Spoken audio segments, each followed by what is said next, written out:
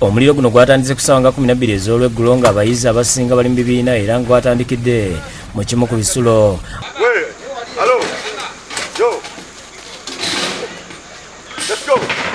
Abayizi olwabya omuliro guno ne batandika okuguzikiza wabula ne gubasinga amaanyi nga wano abadduukirize obasangidde. Oluvannyuma poliisi ezikiza omuliro etuuse negezaako okuguzikiza wabula ng'ebintu ebisinga biyidde.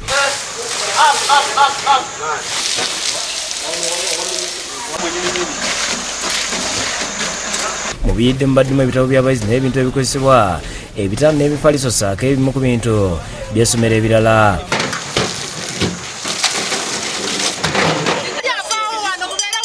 Abamu ku bayizi bawanjagidde abazira kiso okubayamba wakati mu kulumiriza abamu ku basomesa baabwe okwokya essomero.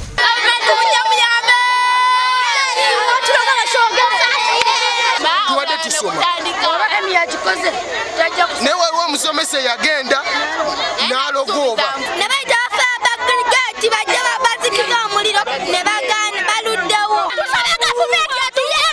wadde nga abakulira essomero lino baganye okuba ku kyeboogera ku nsonga eno, abamu ku bazadde abasangiddwa nga bazze okudduukira bategeeza nga essomero lino bwe libaddemu obutakwatagana mu basomesa nga lyandibanga lyokeddwa bookebwa. Muliro batugaa nti abaana bammwe baabali bajja ne tuwawamuka ne tujja naye tujja kumanya nti oba kuvudde wano oba wano. Wano waliwo entabuka y'abasomesa. Sikirumamu kuba abaana bange baŋŋamba. Waliwo Headmaster omu yabagamba. Lino essomero terigenda kumala wadde omwezi. Kati tetumanyi kiko kivudde. Tetumanyi naffe tukyali awo. Abayizi balabiddwako nga basobeddwa ew'okudda era abamu ne batandika okukaaba.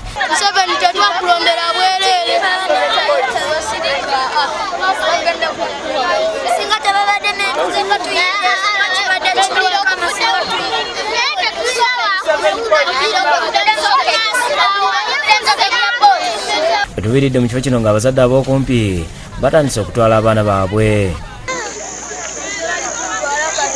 Ivan Lubega yakusakidde Gwe ku Lwabukedde TV.